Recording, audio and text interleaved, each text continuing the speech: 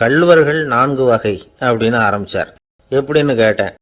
சாப்பாட்டுக்கு இல்லாம திருடுறாங்க பாருங்க, அது ஒரு வகையாம். சாப்பாட்டுக்கு இருந்தும் திருடுறாங்க பாருங்க, அது ஒரு வகையாம். இதை தவிர இன்னும் ஒரு 2 வகை திருட்டு உண்டு. அது என்னன்னா, ஆண்டவன் கிட்ட இருந்து நாம திருடுற திருட்டு, இன்னொன்னு என்னன்னா நம்ம கிட்ட இருந்து ஆண்டவன் திருடுற திருட்டு அப்படின்னார். எனக்கு ஒன்றும் புரியல.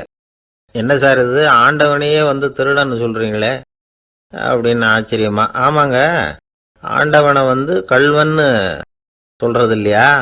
காஞ்சிபுரத்துக்கு பக்கத்துல திருக்கார்வனம் அப்படின்னு ஒரு ஊர் இருக்கு. அங்க உள்ள பெருமாளுக்கு வந்து கள்வர்னு தான் பேரு. அது மட்டும் இல்ல, திருமங்கை ஆழ்வார் தம்முடைய திரு நெடுந்தாண்டகத்துல கார்வனத்துள்ளாய் கள்வா அப்படின்னு தான் அழைக்கிறார் அப்படின்னு நிறைய உதாரணம்லாம் சொல்ல ஆரம்பிச்சார். அதுக்கப்புறம் அவர்கிட்ட பேசி நான் புரிஞ்சுக்கிட்ட விவரங்களை தான் நான் இப்போ உங்ககிட்ட சொல்ல போறது. அதாவது அவர் சொன்ன முதல் வகை திருடர்கள் வந்து சாப்பாட்டுக்கு இல்லாம திருடுறவங்க. இவங்களை வந்து திருத்தி போடலாம். சாப்பாட்டுக்கு இருந்தும் பணம் சேர்க்கணுங்கிற ஆசையால பொய் கணக்கெல்லாம் எழுதுறாங்க பாருங்க, அவங்க தான் 2வது வகை. 3வது வகை திருட்டு தான் மிகப்பெரிய திருட்டு. இறைவனுக்கு சொந்தமானதை நம்முடையதுன்னு நினைக்கிற திருட்டு. எது இறைவனுக்கு சொந்தமானது அப்படின்னா ஆத்மா. பகவானுக்கு சொந்தமான ஆத்மாவை நம்முடையதுன்னு நினைக்கிறது தான் அந்த மாபெரும் திருட்டு. இதுக்கு பேர் தான் ஆத்மாபகாரமா. சரி, இதுக்கு பரிகாரம் என்ன? எல்லாம் இறைவனுடையது, நமக்கு ஒன்றும் இல்லை அப்படின்னு நினைக்கிறது தான் இதுக்கு பரிகாரம். இதெல்லாம் இருக்கட்டும்.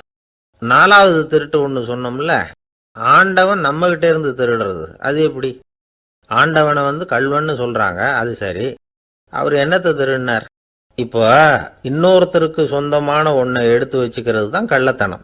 ஆனா ஆண்டவன் எடுத்துக்கிட்டோம்னா இருக்கிறது எல்லாமே அவனுக்கு சொந்தம். அப்படி இருக்கிறப்போ அவரை எப்படி கள்வன்னு சொல்றது? இது என்ன புரியாம இருக்குது அப்படின்னு சொல்லி பார்த்தா அதுக்கும் விளக்கம் சொல்றாங்க அவங்க.